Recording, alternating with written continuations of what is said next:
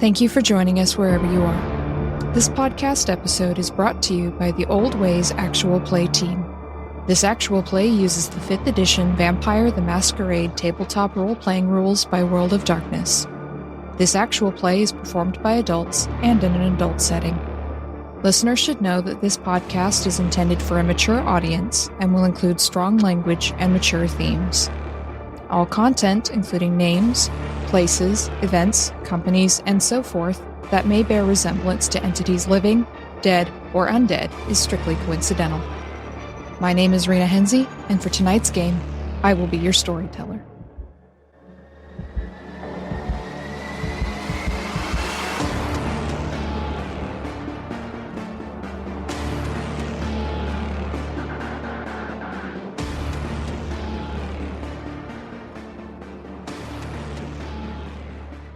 Good evening, everyone, and welcome to another episode of the Old Ways podcast, Vampire the Masquerade Chronicles, Shards of San Francisco.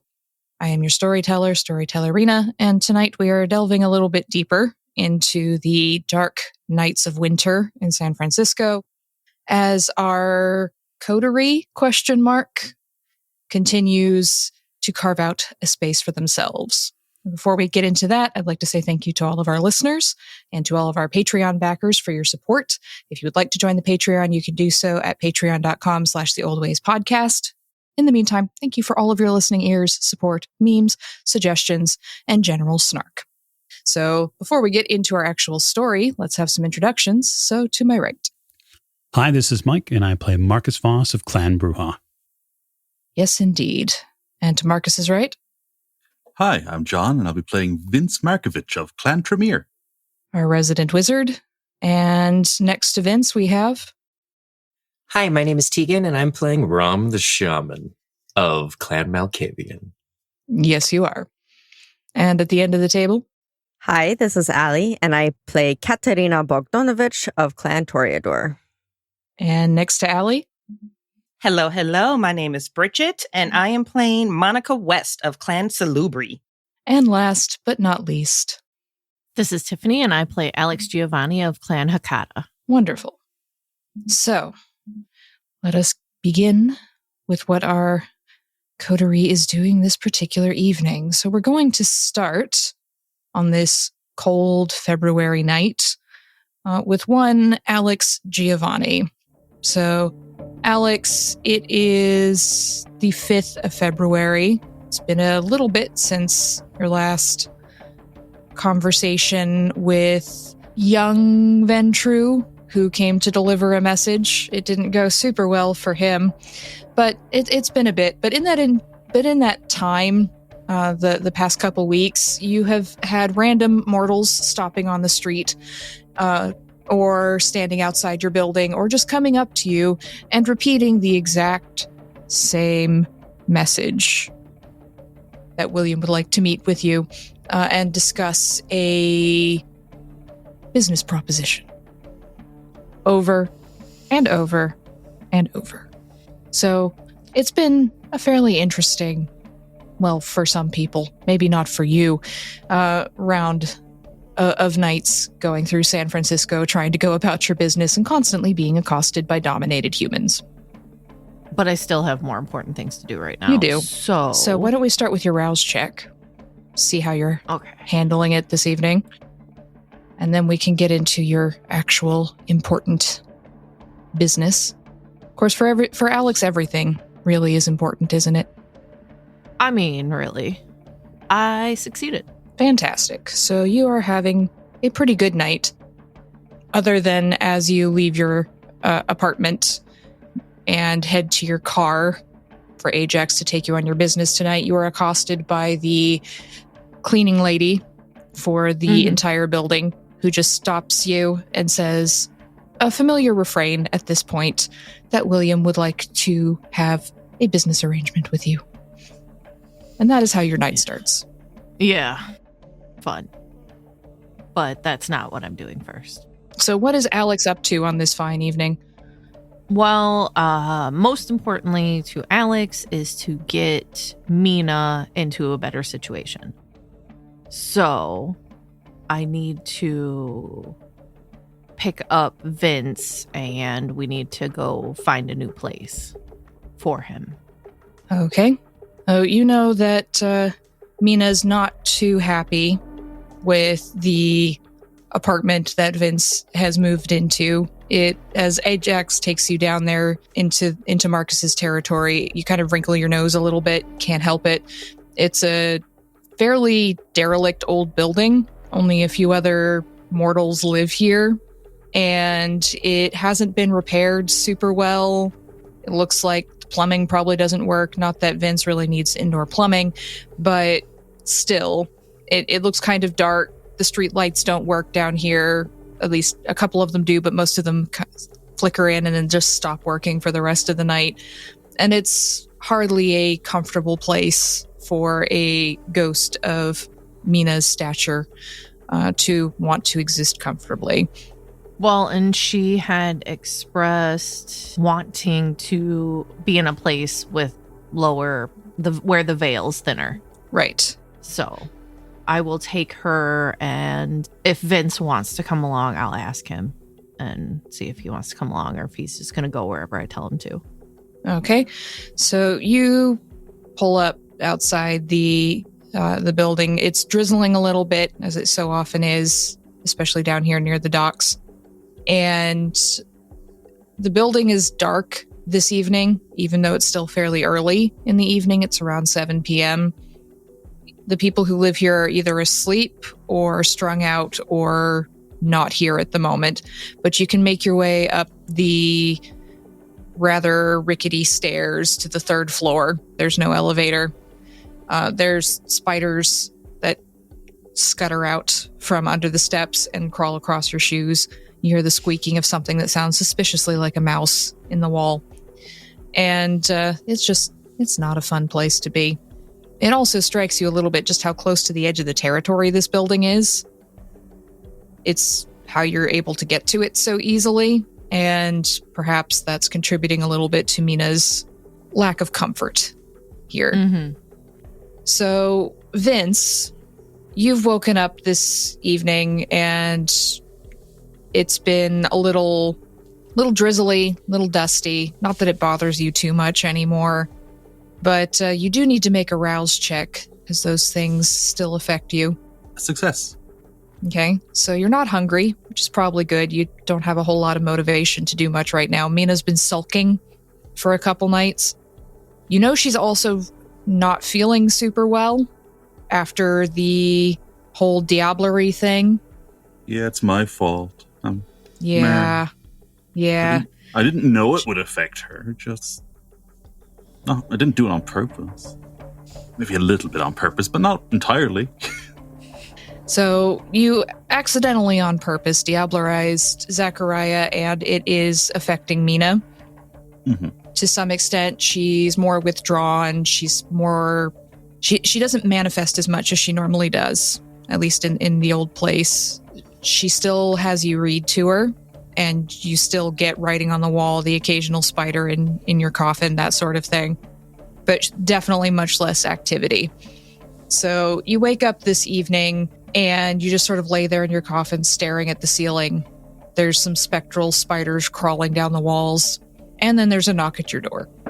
I think Vince is just going to be like, yeah, it's as close as possible as he can get to the Nosferatu rise out of the coffin, except that it's just sit up and then like inelegantly clamber out, because it's not actually that easy to do. You need core strength that Vince lacks. Yeah, he's going to go and answer the door in his wrinkly shirt and trousers, which will probably offend Alex just as much as everything else about him lately. But yeah, so he's just going to open the door and just be like, oh, Alex, hello. Takes the door off the hook and just, won't you come in? Thank you.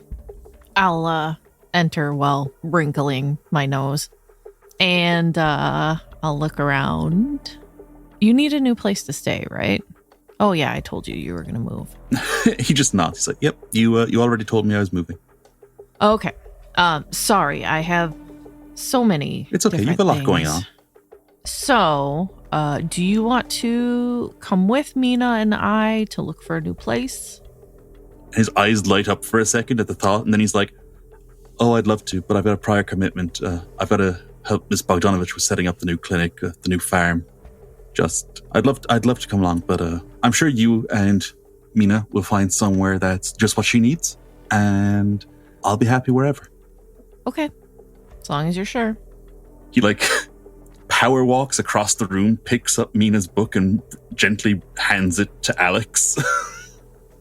Both hands, just there you go. Thanks. I guess I'll text you and you can tell Marcus where you're going to be moving. Okay, yeah. Do you have the funds to furnish your own place, or do you need help with that? Vince is like, well, I left my job with the hospital, so any help I could get, to be honest. Things have been a bit tight, but I don't have much in the way of overhead. Okay, I'll let Mina pick out all the furnishings then. In the back of his head, just I can't afford to contribute to this at all. Mina has a very 20th century idea of luxury. And it's not working class. But yes, whatever makes Mina happy, that's what's important. So, yes, I'll talk to you soon. Best of luck. Sounds good. All right, so you take the book and tuck it under your arm. And Vince, you feel a little ruffle of wind in your hair. Just thanks kind of gesture from Mina. And then the door closes and you suddenly feel very alone. Even though she hasn't been talking to me, I've still appreciated Mina's presence, lacking as it is in corporeal form. That's actually the first time I've been entirely alone in a while. Oh boy, alone with my thoughts. Yep. And you can't even start reading to your ghost vampire aunt to distract yourself. Don't even have the... Yep, just I'm gonna figure something out. I'll go over my plans for the clinic and the rooms that I'll need and all that stuff. Mm-hmm. Okay, so we'll leave Vince to making preparation for his meeting with Katerina later. Alex, you take Mina's book down to the car. Ajax is doing Mandarin on Duolingo still. He's really, really gotten into it lately. Been practicing a little on you, even though you don't speak Mandarin, but he's just so excited to have figured out some of the basics. But you put the book on the seat, and as you drive a little further into the territory, more in the center area where it would be safer, as you cross one particular street, you can feel kind of the air moving.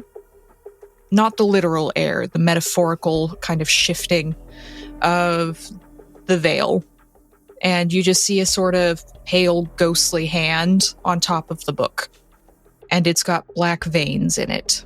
Of course it does. Damn it, Vince.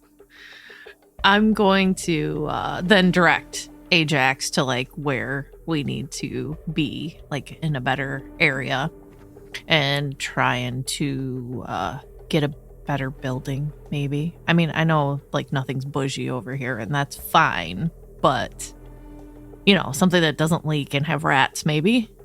That's a good place to start. Generally, yes. So you keep an eye on the apparition to try and judge where the veil will be at the thinnest for Mina. You get the feeling, just watching the way this hand kind of flickers, this is taking a great deal of power for her. She's not doing super well.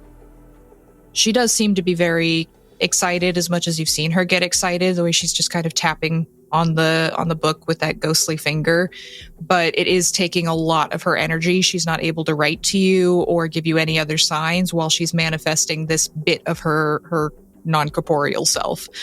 And you find there's an apartment building where in this little area by a little park, little grassy area with some trees and a couple park benches and things, where her hand seems to be a little bit stronger.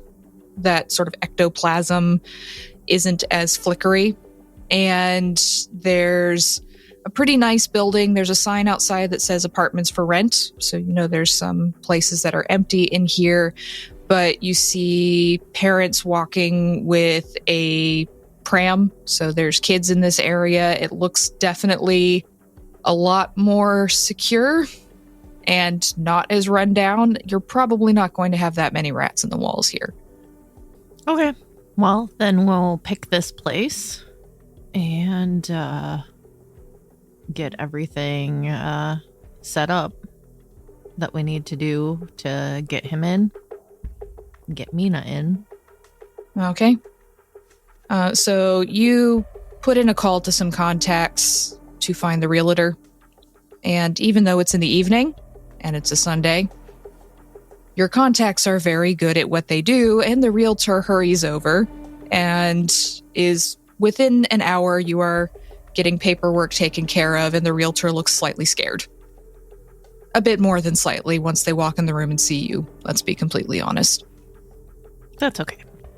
We'll leave Alex for the moment getting things set up for Mina and, by extension, Vince over in this new apartment building. And have a look in on one Rom the Shaman. So, Rom, what are you up to this evening? Rom is currently on their back in a dark space. Oh, absolutely. A very dusty, dark space. There is cabling everywhere, and they are digging their hands into it. They have a flashlight in their teeth, and they are working on something very actively. Well, let's have your rouse check as you're working here. See how hungrily you're digging your hands into cabling. Okie dokie. Let's see here. It's a 10. Rom is doing really well this evening. He woke up feeling satiated mostly. You know, it's been a while since you had the constantly on the edge of being feral that you had back before the blood moon. So, you know, doing pretty well. It's been a good night. So you've been working on this cabling without thinking about hunger, food, sharks in the bay, any of that sort of thing. So what is Rom doing with all of this cabling? Rom is just splicing some stuff in. Just, attaching some things, running some lines to certain points. It's you know what? It's all very complicated and boring and absolutely essential. This is mostly fiber optic and Cat6 cabling right now. You know, well shielded, communications quality. So you're working on a fun little side project that you and Marcus have been discussing. It's been in the works for a little bit. How much has Rom been working on this project, would you say? Rom is spending almost all of the time that they are awake and not getting absolutely milked by their ghouls for Vitae, which is becoming a bit of an issue. About each day, they're going to have to go to a different ghoul and make sure that they are maintained. And it is honestly dehydrating, to be completely serious with you. Ultimately worth it, I would say. As a pair of hands, obviously, passes me up a crimping tool right now in my little space that I'm working in. You see a young man looking up at you, got very long blonde hair that he keeps pulled back in a bun, and big green eyes. Everything okay up there, Mr. Rom? Mostly, Casper. I have them all divided out, but I'm like, can you look up the diagram for? I think I just made a crossover cable. Which one is which one is the brown and white stripy one? It has been a while since I have done this. I'm getting lights. That should be good. How are the other teams doing right now? Have you checked in with them today? Everything is A-okay. And he gives you an okay sign. Absolutely. They'll let you in anywhere with a clipboard, a hammer, and a high-vis vest. Reflective vest. What a good idea. It is. It's a very good idea. He's wearing a reflective vest over his, like, linen shirt and sailor pants. And I'm just gonna go ahead and drop out of this little comms closet that I'm up in and everything in front of him and be like, I think this node is completed. You know, it's really nice to get back into this kind of work. And I'm just gonna kind of lean on him for a second and be like, I don't know how I feel right now. I'm a little out of it. He turns his head slightly so you can see the vein in his neck. He says, you'll need food, Master Ram? I think this is going to be best. I think we need to top myself off before we go any farther. I'm getting a little lightheaded, to be honest. He nods stoically. He's gender neutral bathrooms now. So convenient. Oh, it's fantastic. The infrastructure just keeps adapting.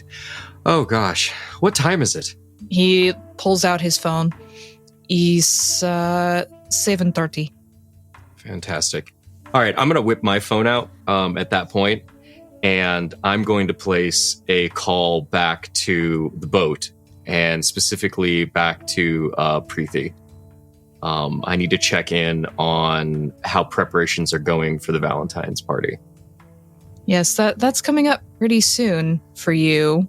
You've got this arrangement going with the Temple of Michael, which you are now part of. But they specifically asked if they could host a Valentine's party, sort of a booze cruise kind of thing, but without the booze for them, on Valentine's, and that's getting pretty close. So you phone Preethi, and she picks up within a few seconds, and you can hear a lot of noise in the background. It sounds like boxes are being moved, there's clinking of metal, and a few other interesting sounds in the background. Good evening, Master Ram. Preethi, how are you doing, darling? Just fine, Master Ram. Getting some... The special delivery came in with all the restraints. Oh, fantastic. It's in red leather, though, right? After last week, I made sure to check every box this time. No pink to be seen. Okay, fantastic. You know, I despise pink. Anyways, so I just wanted to check in and make sure on security. I've been hearing things, not specifically from our team, but I've been aware of some poking and prodding. And I just wanted to make sure you haven't seen anything strange or weird down by the pier. I mean, there's been a lot more pigeons than normal. Pigeons aren't my main... Should pigeons be my concern? Do we know anyone that is really into pigeons? Maybe crows. Anyways, okay. Well, I don't need you counting birds, but I just want you to just keep an eye out, all right? Everything's going so well, and I'm just a little anxious. You know, things go well long enough.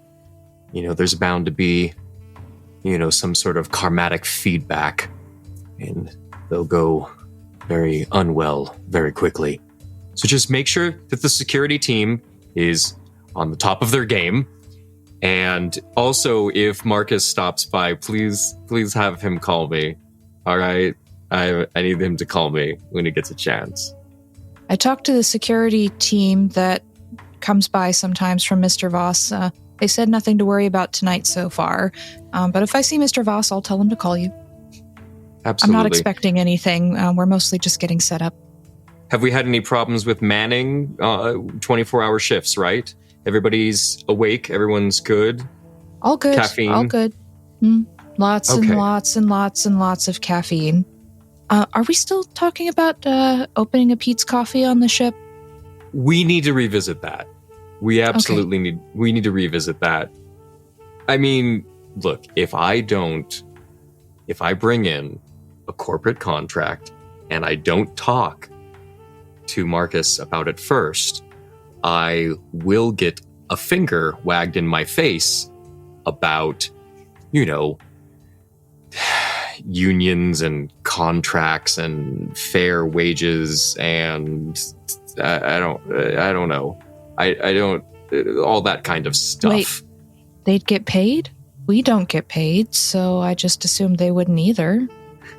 Rom just pauses for a minute and is like, are you doing okay, Preeti? Are you good on cash money?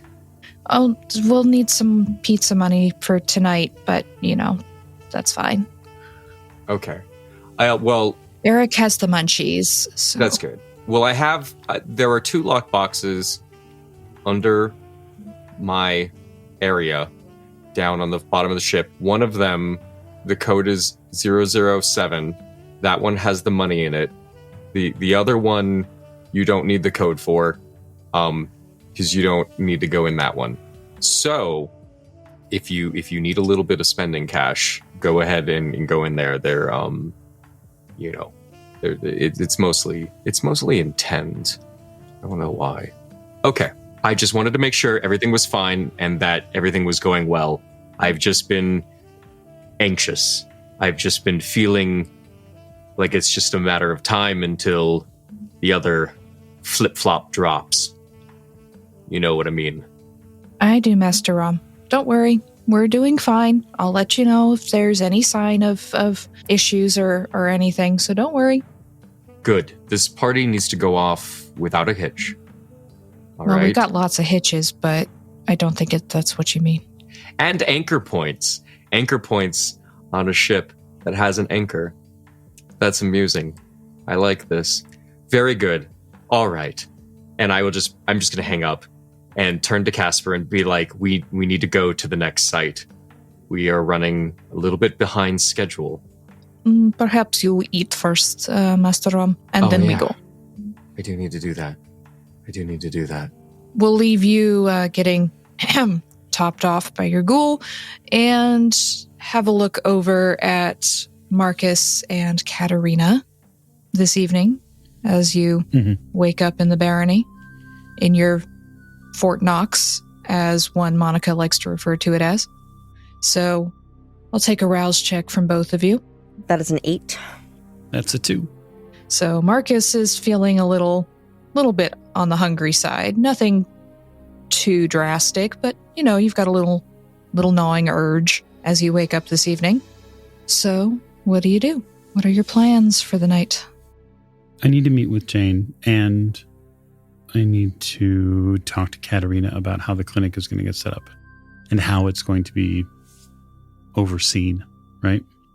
So I suppose after I wake and rouse, I would likely turn to Katerina and ask her, have you thought about how the clinic would operate if we needed outside medical assistance? Not a whole lot, mostly because is not some things that I have a particular amount of information or experience with. That information is probably best handled with our young Tremere. I think I'm going to ask Jane about it this evening, see what they think. Understood. Something they have a fair amount of experience with, and when it comes to this sort of thing, especially setting up a free clinic where both kindred and kind can potentially take advantage of it, I want to make sure that the playing field is level in case there are changes when it comes to the staff. Or any potential issues with maybe the masquerade breaking, yeah? It is always a concern, especially given the Inquisition's likelihood of being able to find kindred in our section, the Barony. Make no mistake that at some point, the next tool that will be used by Mallet will be masquerade breaches in our section of the city to show that the Barony can't be controlled, that the people here are lawless, It'll come from him or it'll come from Van Ness, one of the two. This would not surprise me at all. So we're going to have to insulate ourselves from that as best we can. There are 2 ways to do that. I'm already working on one. The other way will be making sure that the clinic is run by somebody who's responsible all the time. Would that be Jane or would that be me? I don't know that running the clinic is the best fit for you. Very good. I would agree. Good. I think that if Jane is willing to be in town long enough to at least properly train Gould Clinic workers, it's going to be important that the clinic's vampiric presence is very slight, right? And that is my biggest concern when it comes to having young Vince in the clinic during certain times. I mean, you could take a picture of him, at least I think you can still take a picture of him at this point, and he could be a pinup boy for a redo of the famous Nosferatu. We must find out if he can claw himself back together. Yes. And until we know that, my dear, we are going to be making certain that others operate. Well, my recommendation would be that we don't have Vince in the clinic, but have him as a contact for, if needed, outside resources as far as contacts with other hospitals. I do not recommend anyone sets their sights on him if they do not have to. I still think there's a way he can find himself. I don't know how long it might take. Well, I am referring to his current state, yeah? You are. All right. Beyond that, we need to discuss the viability and access to Vitae that the Barony will require. You are prepared for that? Well, that was part of the original farm. Anyway, it required donations. So let me ask you, how do you keep what happened to the previous farm from happening again? I have not worked that out yet. Mostly because I didn't have a direct hand in most of the medical things, because it is not in my skill set. Because the taint came from the blood and spread. Yes. Zachariah's workings. Good riddance. Yes. Well, I'm going to suggest that you get educated then.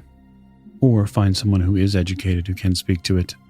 Perhaps Jane can help us in both ways, but I hate to put multiple eggs in that same basket. They're a traveling sort as far as I can see. There may be a specific cause they're willing to champion here, but we don't want to stretch them too thin. Also, I'm not certain how much direct experience outside of Frank you have with Chamisé and their specific predilections, but we'll want to be careful how close we get to the clan of the dragon. Understood. All right. I'm going to go settle business. I'll see you later this evening.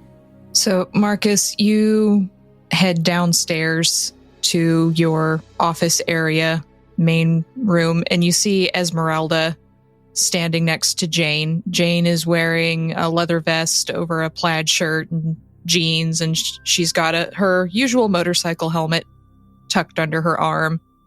She smiles as she sees you, and she says, "Hello, Marcus," but her mouth isn't moving. At least not the one you can see. I don't hear it in my brain, right? No, it's definitely spoken Okay. out loud, but the mouth on her face isn't moving. I say, "Good evening, Jane." Esmeralda. I nod to our dear and excitable Bruja. Esmeralda looks a little uncomfortable standing next to Jane. Well, she's here. Indeed she is. Are you sure you're okay with this meeting, or do you want me to stick around? Esmeralda had some very bad experiences with Zimitzi in the Sect War, so she's a little on edge around Jane. I cock my head to a side and I will give her a Bruja retort and say, "Are you suggesting that I can't handle myself?" Her eyes narrow. Of course you fucking can. I'll be fine. Jane's good people. Here to do nothing but help. Isn't that right, Jane? Quite, she says, again, without moving her mouth. Thank you for continuing to be vigilant, I say to Esmeralda. You know, we had another incursion last night. One of those stupid young Ventru. Yes, it's my understanding that Prince Regent... Esmeralda rolls her eyes. ...is spinning them up as quick as he can. So much for Ventru purity of blood. I think he's willing to make some sacrifices just to irritate you. This one got too close. Don't worry, he won't be a problem. Our borders are just as they are, right? Mm-hmm. Now, continue to do what we need to do within those borders to protect them and see fit to make them as quickly a memory as possible. You got it. And she just tugs her hat. She's got kind of those military caps on her head, just tilts it slightly off to a rakish jaunt and marches out the door, leaving you with Jane. I smile. I watch Esmeralda go and then lead Jane more towards an area offset from the entryway. Frank says hi. And he wants to know, when are you coming to see me, boy? She does a very passable imitation of Frank's voice. That's good. That's a good impersonation.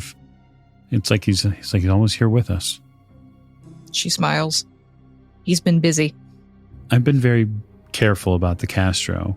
You'll understand that I take more than a passing acceptance of the tradition of your clan when they decide to put down boundary lines. Frank appreciates it.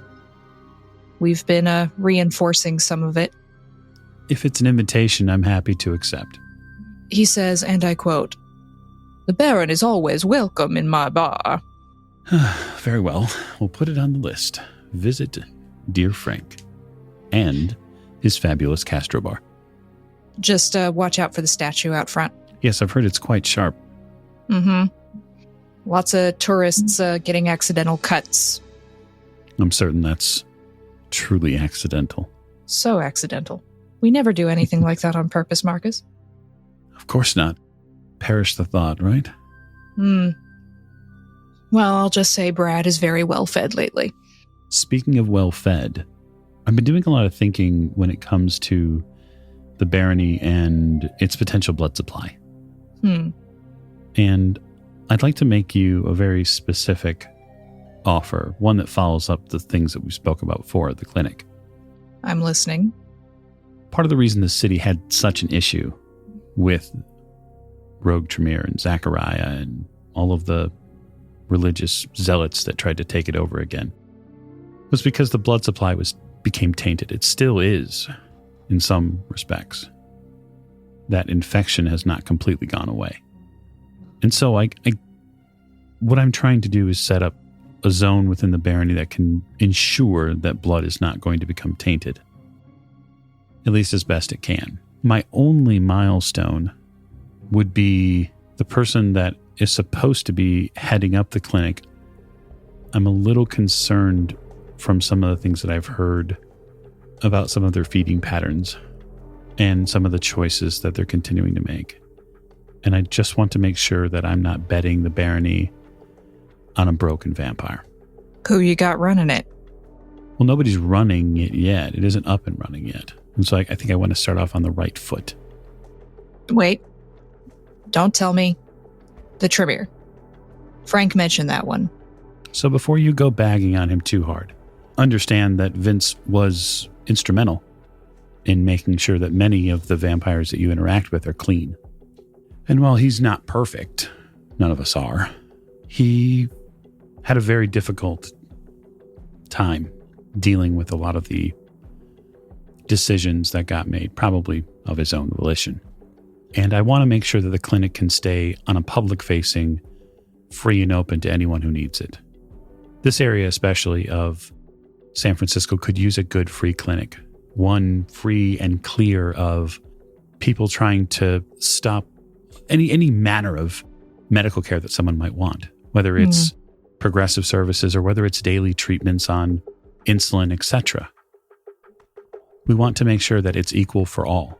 And I think it's fairly certain that there are some human political situations going on that are affecting this right now. And I want to make sure that the Barony is sensitive to these things too. Because if we are going to be equal, services must be equal too. Not going to get any argument from me on that one, Marcus. Just, the dragons and the wizards don't exactly get along. Neither do Bruja or Ventru. That's true. Well, who does get along with Ventru? But speaking of that, do you want the gossip I picked up at the bar? Certain. So, the wizard, the old one, grandmother, she was seen meeting with Mallet. He went to her house. They used to know each other, Frank says.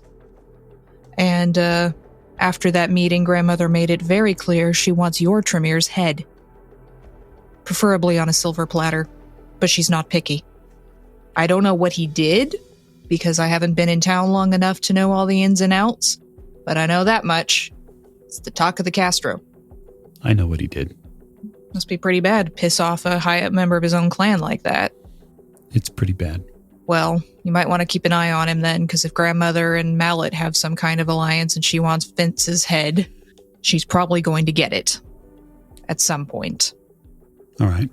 It's what I hear, anyway. So what we'll need then, as far as the clinic goes, is something that can operate in both the daylight and the night. The thought would be to have a selection of ghouls that can work in the medical space during the day. Whether it's one or two is immaterial.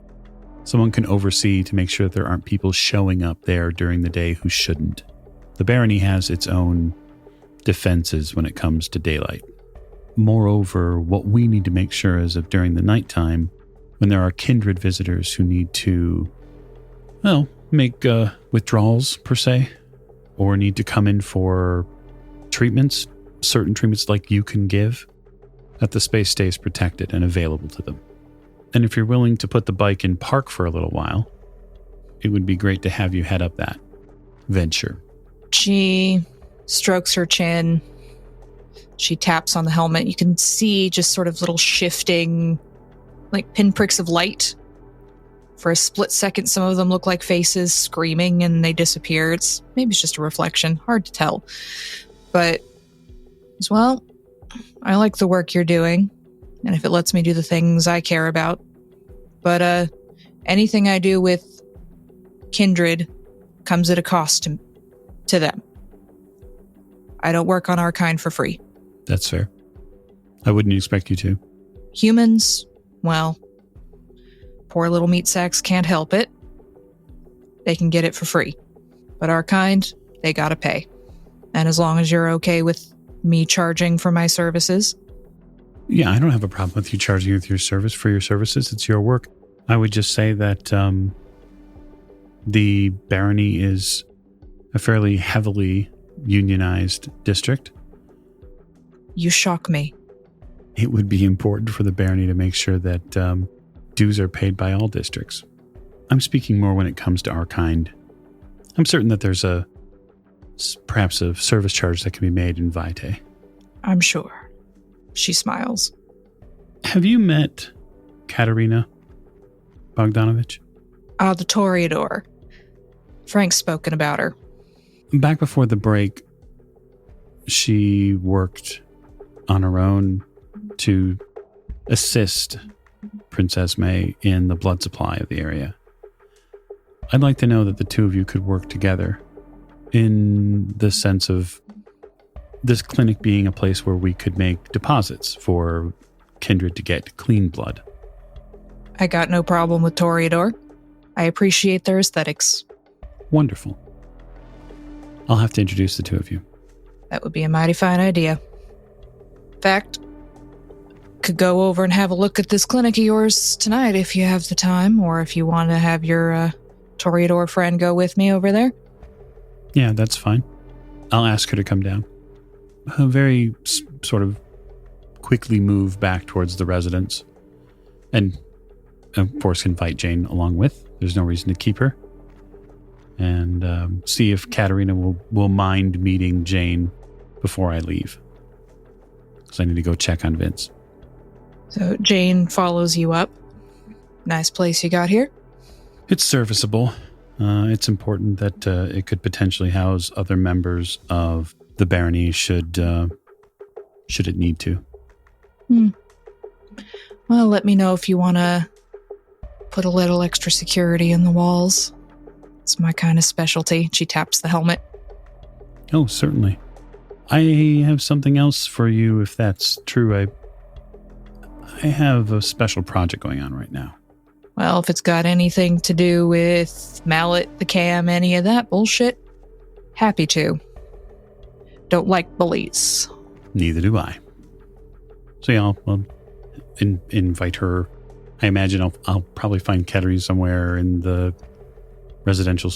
Neat. So in a kind of sitting room area, Katerina, you're working on plans and paperwork for your meeting with Vince this evening, and Marcus comes in with a tall blonde vampire with some very distinguishing scars, one across the neck and a few across the face. She's got very piercing blue eyes, and she just kind of stops and looks around, and she nods at you very pleasantly. Katerina, this is a friend of mine, Jane, this is Katerina Bogdanovich. It's nice to meet you. Pleasure to meet you, Ms. Bogdanovich. Jane is going to be assisting us with the clinic, and the two of you will have to do at least some modicum of business together when it comes to pickups and drop-offs. Understood. She holds out her hand to give you a handshake. I'm going to stand up to shake their hand. You're kind of dwarfed by her as much as you are by Marcus. She's tall. But when you shake their hand, you notice all of the fingers have an extra joint in them. Yeah, I'm biting my tongue because I don't like that. That's not a natural thing to do, which means that this is probably flesh crafted. Mm-hmm. But I will not mention anything vocally, just a look of grimace passes my face when I feel it in the handshake. Jane smirks slightly. Don't worry, it's temporary. I'll walk you out, Jane. Jane smiles, says, yeah, I gotta go feed Brad. Ms. Bogdanovich, if you want to meet me outside when you're ready to go have a look at the clinic, Brad and I will be waiting. Let me grab the blueprints and what I'm hoping are at least rough floor plans for where we will be keeping stock, yeah? Sounds good. And I'll gather all those things up and, put them in appropriate, cardboard tubing, because basically everyone who's going to be working with the clinic from the ground up is going to kind of see these things. So, Vince is going to see this. Marcus has already seen this. It's just the natural order of things, because you have to start somewhere, and what better place than literally from the ground where you're going to be going under and then over. Absolutely. So you pack up all of your things. Jane winks at you as she walks out. Marcus, a little squeamish, that one. As I take my next couple of strides away from the door, knowing that Clan Toreador has exceptional hearing, I'll just say, don't let her looks fool you. Don't think blood makes her squeamish at all. Oh, I wouldn't expect so. Just she might want to get a little more used to the eccentricities of the dragons. Yeah, she had a door problem a while back. Keep walking off camera. She laughs. Yeah, Frank told me about that one. Prankster. It's really my fault. I broke the doors. I enjoyed it, though. I'm sure you did. Oh, I'm sure you did, Marcus. And she laughs, but not from her mouth. I don't want to know where the laugh is coming from. I really don't. I kind of do, but I don't. I'm going to make some assumptions and then just let my mind wander. She laughs and says, there's some mortals living in that building now. Oh? Mm-hmm. They haven't figured out about the doors. I get all the gossip from Frank, though. It's very funny. But apparently the doors were a big selling point. She slaps you on the back. I'll, see you around, Baron. got work to do. But I think we can have a very good partnership going on here. Good. I look forward to it. And she heads outside, motorcycle helmet under her arm. So, let us change the camera over to one Monika West, as all of this is going on in the territory around her without her knowledge. Oh, ignorance is bliss. So, Monika, let's have a rouse check from you as you wake up this evening with Chase in your new, well, it's been a couple weeks, so not that new, but your bungalow. Okay, looks like she succeeded. Okay, so you wake up. You're feeling pretty good this evening.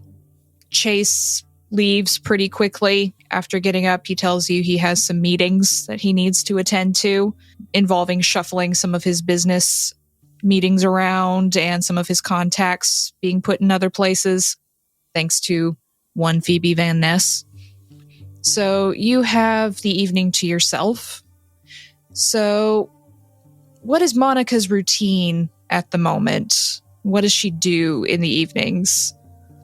Well, she's been violently bumped out of her routine like nobody's business by said fucking Nazi. So she's finding herself with a lot more free time than she's used to. They don't have a coffin here in the MapQuest house, is what she's starting to call this particular location now, the MapQuest house, because they had to leave it back at the other spot. So Chase has a custom order in for the bamboo coffin to be re-outfitted, but, you know, until that comes in, she's on a bed. So the last couple of weeks, she's probably been outfitting the house with as many plants as she can possibly get her hands on from various botanical gardens in the area. So, like, it's probably like a trauma response. Like, it's obnoxiously green in this house. There are peace lilies and Monstera deliciosos and spider plants, and she's got vines climbing up walls that weren't climbing up walls 2 days ago. So the very first thing she's going to do, since Chase isn't going to stay in bed with her, she's going to roll over onto her stomach and she's going to check in with the kids back at the shop just to see how that crew is doing. So it's probably a group text message that they all have. And it's just, you know, she's going to hit them with an update and a bunch of kissy face emojis. Now, so you send your update request and emojis, and you get a really fast hail of responses with everyone just checking in, saying things like, "We miss you. Everything's going great. Got a party tonight. Setting up." You know, all of these things, like, "Come back soon. Do you need anything?" Oof, that one hurts.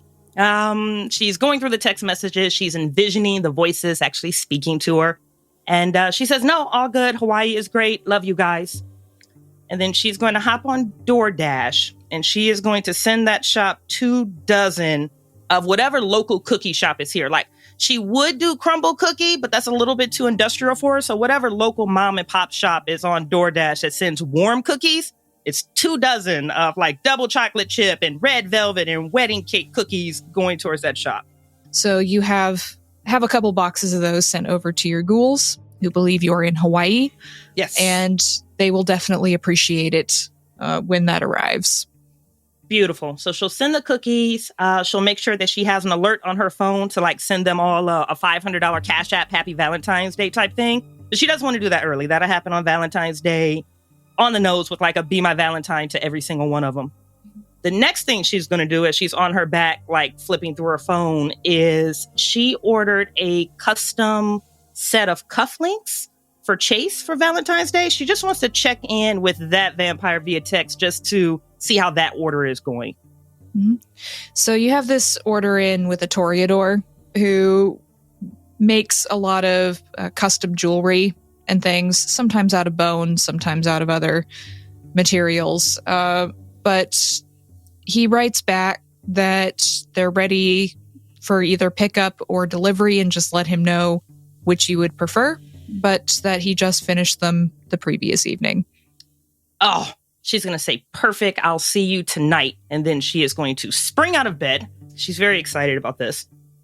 She's going to run downstairs, and right before she's like getting ready to run out the door and grab her keys off of the little end table, she sees these packets of catnip that she picked up from her last trip at the botanical garden. She's like, I need to run next door really fast. So she leaves the keys and she will pick up, those little small Ziploc bags with 2 or 3 different strains of local North American catnip.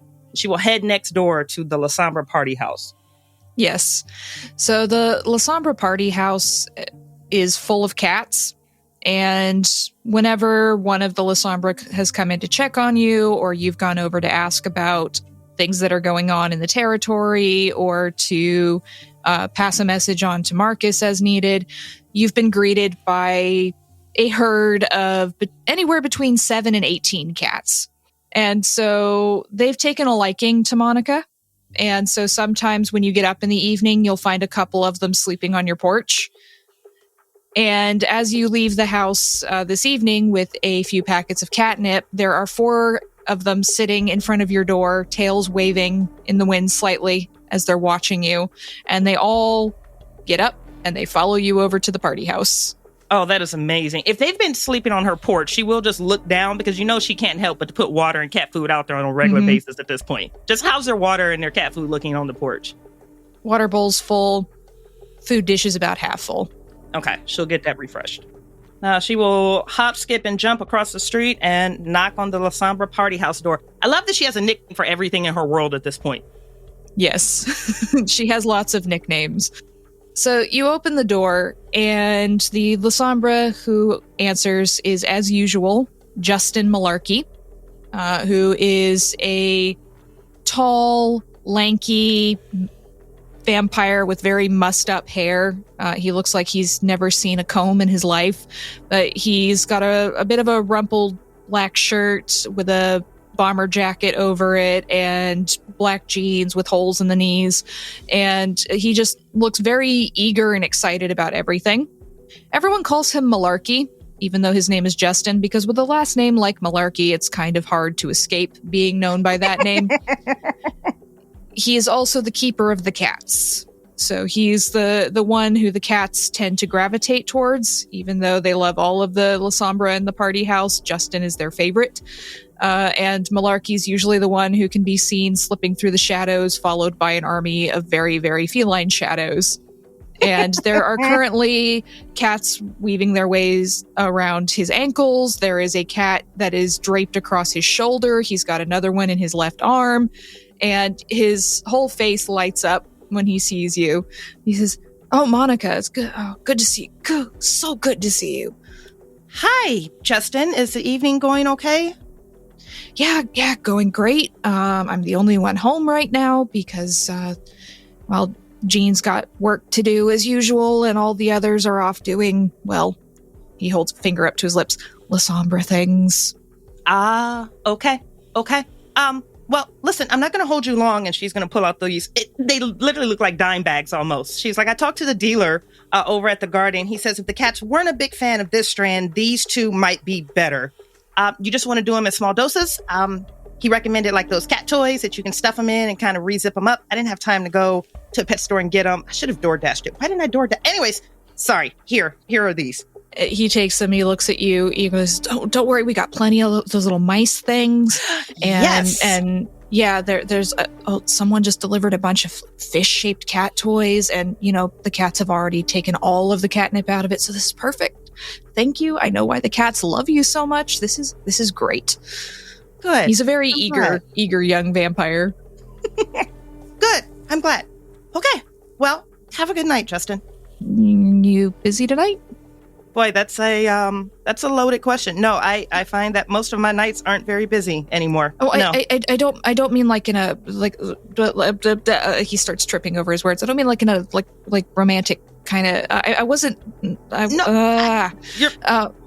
Try again. Let's just start again. Okay, I'm going out hunting because I'm hungry, and I don't like going out by myself because, you know who, and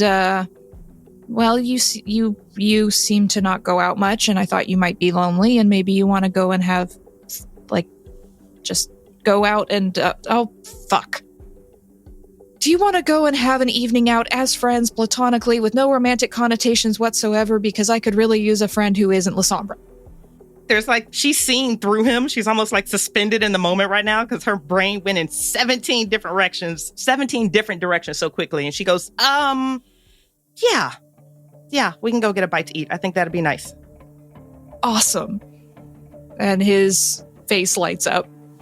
I do have a couple errands to run, so you can either give me a couple hours or if you want to play chauffeur. Oh, I can play chauffeur if you don't mind. Yeah, that'd be great. Okay, great. I don't get out much. I can relate. I'm gonna go next door at my house, the one that's across the, you know that. I'm gonna go get a bag and get dressed, and I'll come back here. Yeah, I know where you live. Yeah. Oh, Yep. God, that sounded creepy. Well, we're both awkward. Okay, I'll be back. You just hear it muttering, you live next door. It's not like it's that creepy, but God, Malarkey, why do you have to say such creepy shit? And you just hear the cats all start mewing as they realized he has bags of catnip. And he's like, oh, God, Osiris, stop. I'm gonna... And you hear a crash as he presumably trips over one of the cats. God. And the door closes. She's gonna look at one of the calicos that's still on the porch and go, shut up, stop judging me. And she's gonna run across the street. You go over to your bungalow. You get ready. You come back out. The cats are no longer on your front porch. Presumably, they are all chasing the catnip that you provided. You have gotten all of the La Sombra cats hooked on drugs. As was intended. As was intended. Yeah, so she's going to get dressed in her private paramedic uniform, but she's also going to bring a bag with her. But it's like one of those like oversized, obnoxious, overnight rollery bags that's like long enough to hold, I don't know, like maybe up to 4 feet tall that can collapse. But she has a bunch of stuff that she's thrown in there. But when she bops across the street, it'll be her in a paramedic uniform and that bag. Malarkey opens the door before you have a chance to knock. He's changed from one slightly rumpled black t-shirt to another slightly rumpled black t-shirt. And you can only tell that it's a different rumpled black t-shirt because this one doesn't have a hole under the arm when he moves his left arm. Oh, God bless him. But he's got a set of keys and he smiles at you, revealing very sharp, even white teeth. Man, this is exciting. Okay. He goes over to the car. It's a smoky gray, very, very well-kept car. It's very clean, well-polished. And he politely opens the passenger door for you. Oh, well, look at you being a gentleman. And they said chivalry was dead. She'll fall into the passenger seat. If vampires could blush, he would be blushing. Aww. And he closes the door. And then he puts your bag in the trunk and gets in on his side. As he checks his mirrors, you see there's just this kind of smudge where his reflection should be. You haven't had a whole lot of experience with La Sombra, and maybe it's still taking you a little bit of time to get used to the fact that you actually really can't see them in mirrors. It's very, very much like going back to vampire legends of your childhood for you. But he backs up out of the driveway and he looks at you and says, so where are we going? And there's a pause because she's looking at the rearview mirror and noticing there's not a reflection. And she's probably going to do that awkward lean, like 40% over his chest so she can see out of the side view mirror to see if it's happening in that mirror too. She's like, oh, that's right. You guys don't have, that's right. Yeah. Sorry. We don't have a reflection. I know. Sorry. Sorry. Nervous. You know how hard it is to get perfect eyeliner when you can't see yourself in the mirror? How's his eyeliner right now? Oh, it's perfect. I had to get Jean to do it. Jean did a really good job. It's perfect. It's really hard, though. It is our curse. And he just stares off, 1,000-yard stare dramatically into the distance. So she's going to look at him while he's staring, and then she's going to pull her bandana down where that third eye can look him dead in the face. She says, again, we can relate. Right. Yep. Got it. Kind of forgot, because you got that. Yep. Uh-huh. Yeah. Yep. It'd be the urgent care on 17th and 5th, please. Yep. Not awkward at all. Then she'll put her headband back down. Sorry, didn't mean to refer to the eye in the room. I mean, the elephant in the room. Wow, that was really bad, Justin. Okay, yep. That third eye rolls itself. Her two eyes thinks he's adorable. That third eye is like, fuck him. Why are you in the car with him? This is a waste of all of our time. And she's going to quickly put a lid on that third eye. Yeah, 17 and 5th, please. You got it. And he drives you to your destination. He doesn't need a map or anything, no map quest here. He's been driving around San Francisco long enough, he knows where to go, but he tries to make awkward small talk. It goes awkwardly. So you mostly end up just talking about the cats, at which point he eagerly goes into naming all of them and telling you exactly where they came from and what breeds they are and how long each of them has been in the house and how they've added 3 more since moving into Marcus's territory. And this just takes up the entire time all the way up towards the urgent care. And you know what, damn it, beat for beat, breed for breed, name for name, she is neck and neck with this conversation, asking for clarification. Wait, go back. Like, was Philip there first or was it Allie there first? Okay, wait, I've never heard of that cat breed. Where is that cat from? I mean, beat from beat, moment to moment, she is with him in this conversation. He doesn't stutter or trip over himself or anything when he's talking about the cats. Like his interest, he's very focused and very excited. So you have a good conversation about the cats. His favorite is Osiris, which is a Sphinx cat, which you've seen just sitting in the window staring at you judgmentally, as cats do, but particularly judgmentally. Oh. You get to the urgent care, and he parks the car kind of in the back of the parking lot. It's like, should I come in? Do you want me to just sit here? No, give me 10, 20 Okay. at most. I haven't done today's Wordle yet, so... She is going to nod very politely. And she says, 10 minutes, I'll be right back. Okay. And you head inside. It's not super busy tonight. There is a Middle Eastern looking woman with a hijab holding a small boy who is crying. He's got what looks like a broken arm, and she's talking to him in a language you don't understand. Maybe it's Urdu, maybe it's Farsi. It's a little hard to tell. But she's talking to him very rapidly, and there's a couple older people waiting around. It's just got this kind of suck the life out of you sort of atmosphere you get in an urgent care on a Sunday night. Yeah. And you've got a couple very harried looking nurses. Just looking over the young boy, this isn't a compound fracture or anything crazy like that. Just from what I can tell, possibly just a hairline fracture. Like, how bad are we looking just at a glance as she's walking by this kid? It doesn't look to be too bad as far as you can tell. Obviously, you'd have to do an actual examination to figure out how bad it is. But he's not, there's no bones sticking through the skin or anything. It's just you can tell the forearm looks like it's been fractured.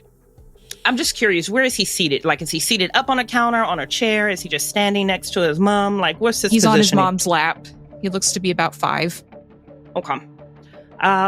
She catches this kid in her peripheral vision, but she has a job to do. She needs to, it's a really important job. She has to make sure she gets blood to her ghouls, because with her addictive blood, they can trip out and go like murder hobo in the city. So this is really important. So she's just going to give that parent and that child a very sympathetic smile. She makes it all of 15 feet past that child, and she's like, fuck! And she immediately turns around, and she's going to have to go back to this kid. You go back over to the kid, and his mom pulls back a little bit and then notices your paramedic's uniform, and she says, can you help? We've been here for 3 hours, and and she says something to him, and he starts crying. So, he fell out of a tree. I keep telling him not to climb the trees when it's raining. Can you help? She smiles, and she's going to use her thumbs to kind of pull the tears back off this kid's face. And she says, yeah, I can help. I'm sorry you've been waiting so long. It's staffing is, it doesn't matter why you've been waiting so long. He's been in pain for 3 hours. May I? And she's going to actually go to move to pick this kid up. The mom looks at you a little askance, but again, your uniform gives trust. And the nurses don't seem to be doing anything because they just glanced at your uniform and kept working. So she hands you the child. Okay. She is going to march that kid back. She'll look at the nurse's station. She's like, hey, we're going to be in room 2 if it's unoccupied. Consider this one on the house. She's shuffling this kid in her arm, doing, everything she can not to put any pressure or weight on that broken forearm. Yep. And the mother follows you back. And she's saying something in this string of Farsi or whatever it is to the kid, and the kid is calming down, but she follows you back to the room.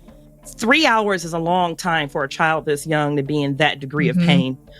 So as soon as she sits him down. Yeah, so you quickly just mutter some words and you conjure up your skills, essentially your healing touch, and you put your hand on this child's forehead, and he takes in a deep breath and his eyes start fluttering and he looks kind of sleepy. Now, the thing is for you, with using your Salubri's specific powers, it makes your third eye weep. Yep. Your back is to the mother, but the child is there. So he just flutters his eyes at you and tilts his head and looks a little confused, but then he kind of drifts off into sleep. But you can feel the dampness from under your headscarf. Yeah, she has spare always. She's going to let that kid lay back and she's going to say to him in Chamaru, you don't deserve to be in this type of pain. Okay, ma'am, I will be right back. I need to get to the equipment room. And this is just like doing that very quick shoulder around the mother with her, the back of her hand over her head. Okay. So you move around, and I think the mom will be so focused on her child that she's not going to notice. Speaking from experience as someone in an emergency room, right? You don't really pay that much attention, especially when it's someone else you're looking after. So she's just going to rush over to her kid and just start talking to him while he's falling asleep and singing to him in this very rhythmic language as you slip out of the room. She will head to the very closest equipment room that she can get. This is going to be her moving as quickly as possible because one, she needs to clean up after herself and apply a new headband. Two, if she can, she needs to, one, get like a splint and a wrap for this kid. And then very quickly, she needs to open up a box of the BT vacutainers, which are like those small plastic tubes for blood. Yep. And she needs to bleed herself out into a whole case of. So I will say your hunger is going to increase by 1.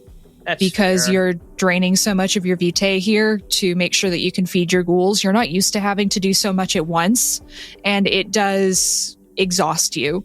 Okay. But we'll leave Monika taking care of the kid. I'm not going to make you roll for splinting his arm. That's a normal medical thing that you can do really easily. Yeah. But you are feeling tired. You are feeling a bit more drained, quite literally. And you are feeling a bit hungry. But she does have a dinner date. She does have a dinner date, so it's a good thing Malarkey's out there with the car. Let's change the camera over to Vince and Katerina and Jane. So, Katerina, you come out of Marcus's and your home, essentially. It's a little chilly, so not that it bothers you, but you have a really nice selection of coats. And Jane is leaning up against a motorcycle. It looks very fancy, very well taken care of, very well polished. As you walk out to her, you swear you see just the glint of a face in the front panel of the motorcycle. Just maybe it's just the light reflecting on it, and then it's gone. Yeah, it couldn't be anything else. No, couldn't be. Definitely not. Ms. Bogdanovich? Well, this will be new. Yes? I am riding with you. Oh, you don't have to. I'm sure you've got your vehicle and bodyguards and all that, but she opens a saddlebag on the side of her motorcycle. Like, I do have an extra helmet if you feel like living a little dangerously. Don't worry. She pats the motorcycle. Brad's a good boy. I don't know. For some reason, I feel like if I don't bring my own car and bodyguards, there's going to be a disagreement when I get home. I could also be wrong. I don't know. I will probably take my own car just for safety. Jane nods and smiles. Don't worry. I'm not offended. And you hear a little laugh coming from somewhere. Not going to think too hard on that. She puts the helmet on and gets on the bike, says, I'll follow you. And she follows you off to the location down on the wharf where you and Vince have been planning to put your clinic. So, Vince, you have arrived here a little bit before Katerina. You've had a fairly quiet couple of hours by yourself, all alone. Yep. No one to talk to. Talk to Mina out of habit. She's not there this time for real. Eventually just went for a walk. didn't really help at all. Yeah, Vince is kind of trying not to think about things more than thinking about things, actually. So he's just focusing on the plans for the clinic/farm. And so you head over a little bit earlier even than you were supposed to, just because you're looking forward to having someone else to talk to and something else to do, something else to focus on. You got your hands in your pockets, just kind of pacing up and down in front. And you see a car pull up, being driven by a very burly looking man who gets out, looks at you, opens the back door. Katerina gets out, and a motorcycle pulls up behind the car. This tall blonde woman takes her helmet off, looks at you, looks at Katerina. That's your Tremere? This line at least gives Vince the satisfaction, the security of knowing that it's not an assassin. So that's always good to know. Yes, this is our young Tremere, Vince. Vince, this is Jane. Oh, They will be working with us to get the clinic up and running from the ground. Oh, well, we need all the help we can get. Pleased to meet you, Jane. And he just extends the hand. He's just, it's a real pleasure to meet you. Not really associated with Clan Tremere anymore due to a couple of misunderstandings. She looks at your corpse gray face. But she shakes your hand and you feel those extra joints in her fingers. And he looks down, looks at her, how tall they are. And he's just I'm just gonna take a shot in the dark. Would you happen to be from the Tzimitzi? Got it in one, kid. And you hear a laugh, but her mouth doesn't move. This might be rude, but I don't know. Where's your second mouth? It almost is like an echo as she laughs, and it sounds like it's coming from two different mouths at the same time. She turns slightly and pulls down the back of her plaid shirt, and you can see that there's a second mouth just at the base of her neck where it connects to her shoulders. He's just like, oh, that's pretty metal. Cool. Fuck yeah. So, why don't we get down to business then? We got some shit to do. Ms. Bogdanovich. Vince, I think? Vince is fine. Okay. Just, no funny business, wizard. Holds up his hands and gives a weak little smile. I promise not to. I will rearrange every bone in your body into places you didn't know bones could go. Well, this is a very successful first meeting. Can we carry on, please? Cease with this. Just making sure we set expectations. And she smiles. I'm used to being talked to this way now. So Vince is just yep, that's all acceptable to me. Well, let's go then. You've got the blueprints and stuff, Miss Bogdanovich, so... Is there a shell to this building, or are we just on flat ground? So there's a bit of a dip, right? San Francisco's very hilly, so it's very hard to get anywhere on actual flat ground, completely flat. But for the most part, it's as flat as you can get. It's a pretty large one-story building. So because it's down near the water, it hasn't been built up super high just in case of earthquakes and things of that sort. And it's got 2 entrances. Looks like it used to be maybe 2 separate offices in this one building. But the main wall has been knocked down, so now the doors just all open into the same space. Is there a makeshift table that I can just Perfect. Yep, there's a couple tables in here.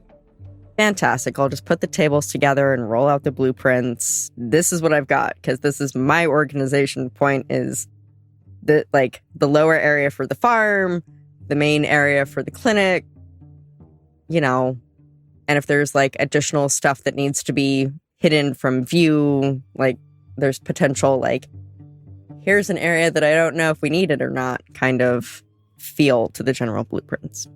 Right, so you're going to be needing this section. She taps the area where it looks like there's a basement. So I'm guessing that's going to be your bit. And she looks at Vince. Are you doing the human-facing side of things?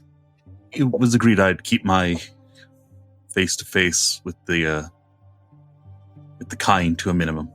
Probably a good idea. I mean, they might be meat, but they're still observant meat.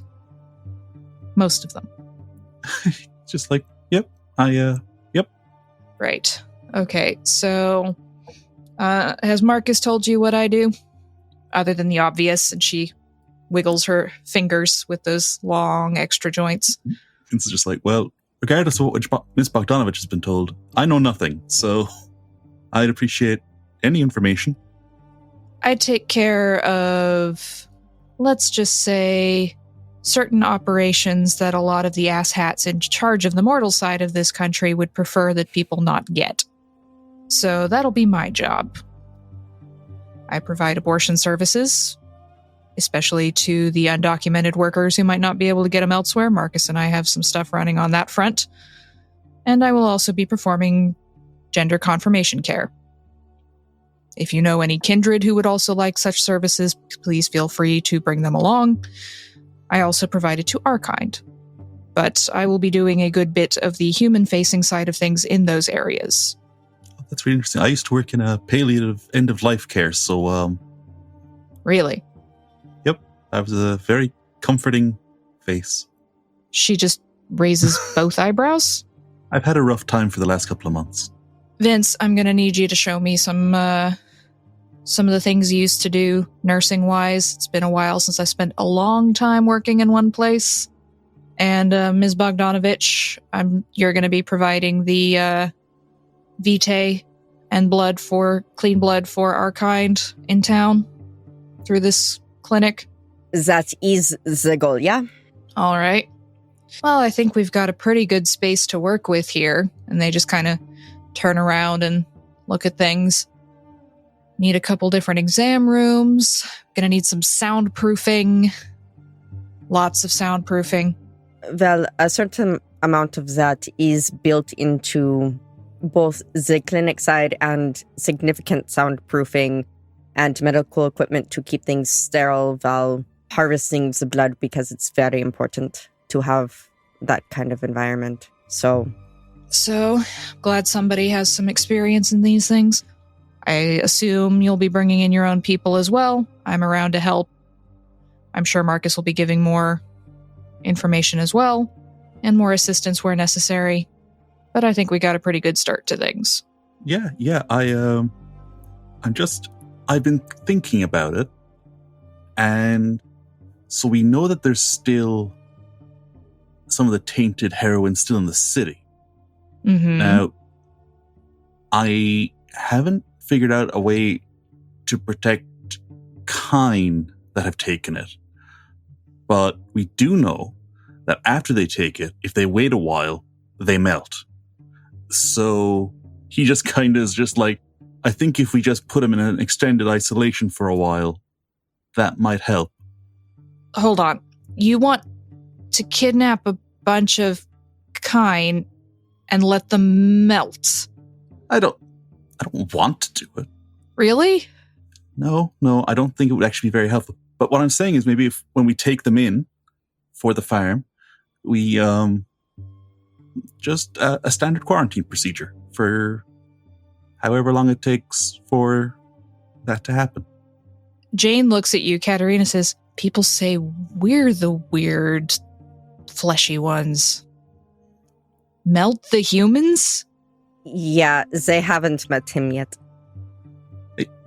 It's you're kind of misinterpreting what I'm saying. All I'm saying is that we are still at risk of contamination, and that, as far as I have been able to determine, the second infection with the bad blood is terminal in every case, can't be cured, cannot be purified.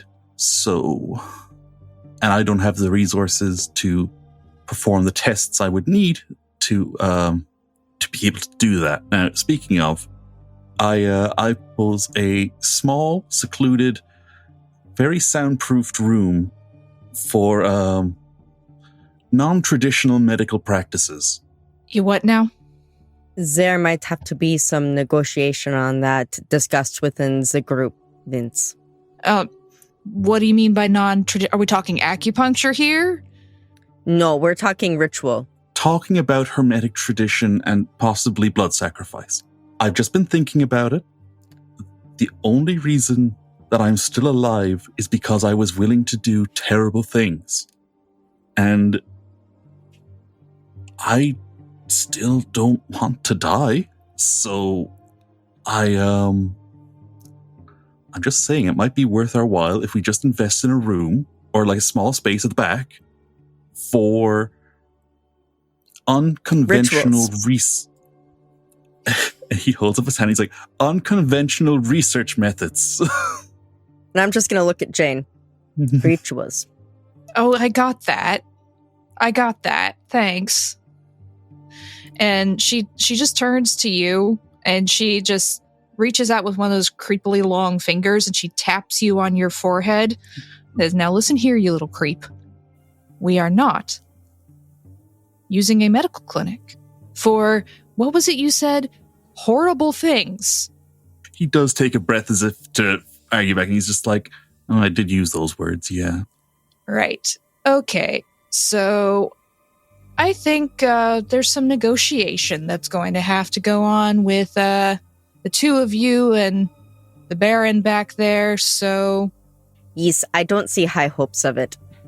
I know what I'm going to be doing, and I'll be sending Marcus a list of things I need to do my particular practice.